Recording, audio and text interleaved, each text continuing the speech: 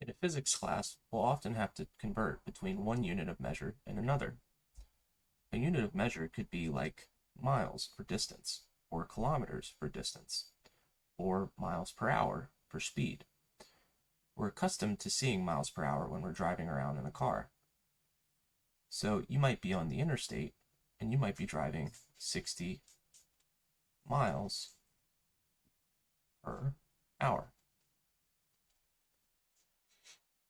Another way to write this is 60 mph. That's just an abbreviation for miles per hour. I'm going to be working with the left-hand side of this equation because it's going to be helpful to have the fraction when we're trying to convert from one kind of unit into another. Now, doing a quick search, I can find that 1 mile equals about 1.61 kilometers.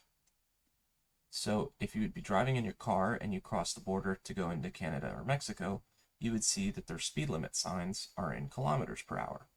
So how would we go about converting between miles per hour and kilometers per hour? The first thing I'm going to do, I'm going to take this equation and I'm going to divide one side here by itself. I'm going to divide 1 mile by 1 mile. And since I do it on the left-hand side of the equation, I also have to do it on the right-hand side of the equation. And we see, of course, that 1 mile divided by 1 mile equals 1. We're going to be using the multiplicative identity, which states that anything multiplied by 1 is itself. It's going to be useful here in just a second. So I'm going to be using 1.61 kilometers per 1 mile is equal to 1. Since that's equal to 1, I can multiply anything else by 1, and I'll keep the same quantity as I started with. So the quantity that I want to keep is 60 miles per hour. So 60 miles per hour. I'm now going to multiply by this quantity, which we found is 1.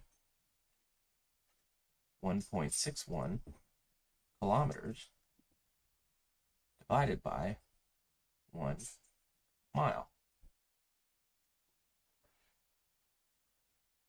Now I have miles in the numerator and miles in the denominator. Those will cancel out through division, and it will be equal to 1. So notice I could have written this 1.61 kilometers per 1 mile. I could have flip-flopped that, and I could have had miles on top and kilometers on the bottom with the 1.61. Since these two are equal to each other, either one of them can be in the numerator or the denominator, and it will still be equal to 1.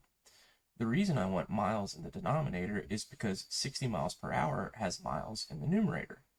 So then I can use division. Miles divided by miles is equal to 1, and I'm left with 60 times 1.61, and the units remaining are kilometers per hour.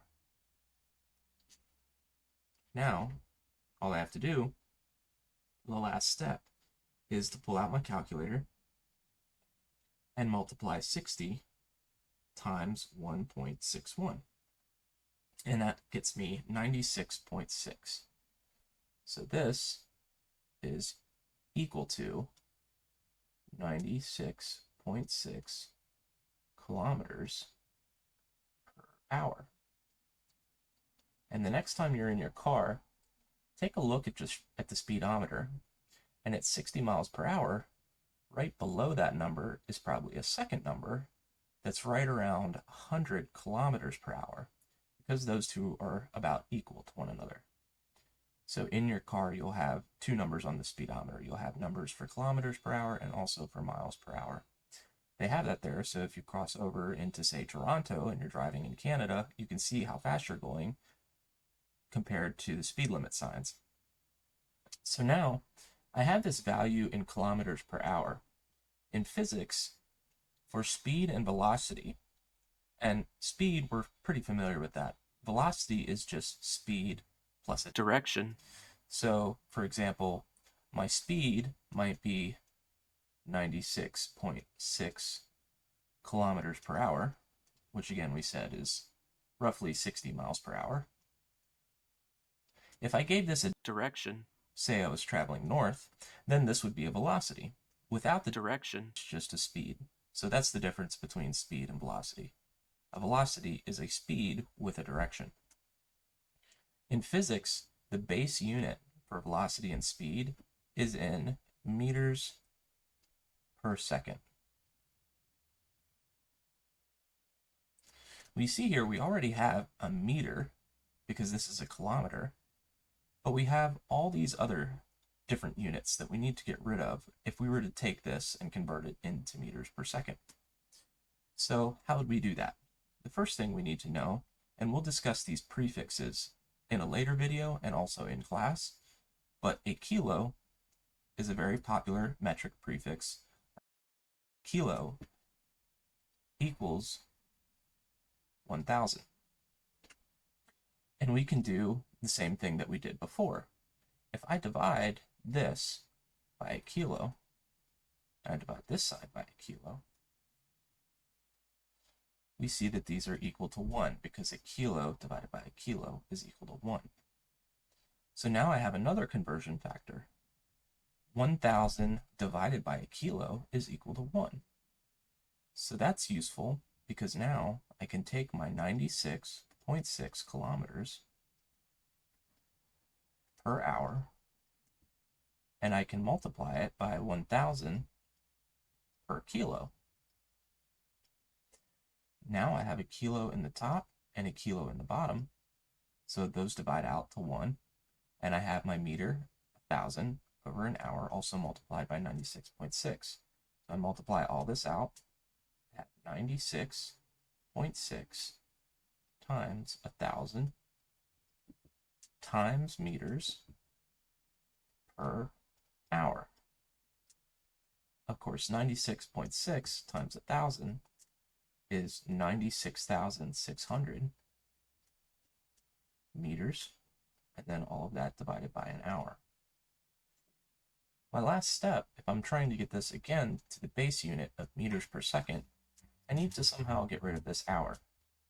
Well, first, I know that in 1 hour, there are 60 minutes.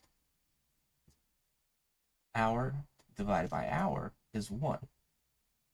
So this leaves 96,600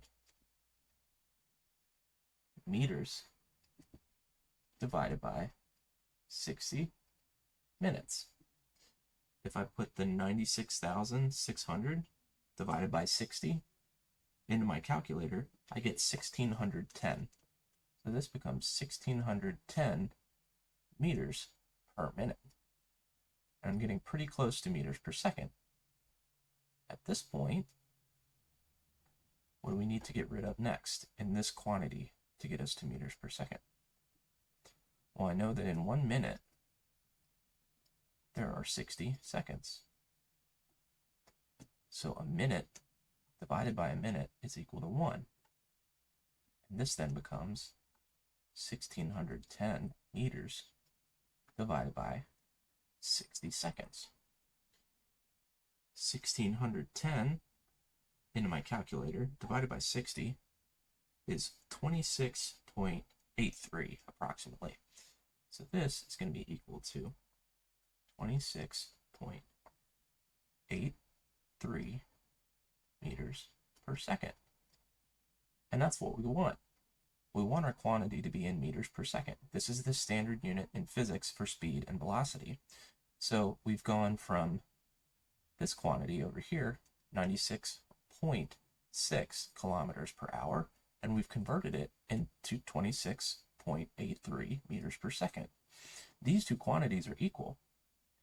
And they have to be equal because all we've been doing is multiplying by 1 over and over and over again, just using these different conversion factors.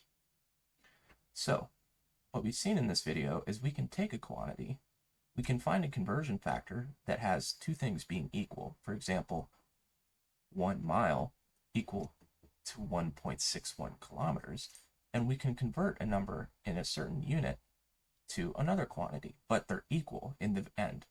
And I could go backwards. With this number I have here, 26.83 meters per second, I could convert this back into miles just doing the same process. So thanks for watching. I hope that makes sense to you. And if you can, practice some different quantities that you might know. Choose a speed, for example, say 45 miles per hour. Convert that into kilometers per second or kilometers per hour, and then convert that into meters per second. See what values you get, and you can check yourself by doing a search online.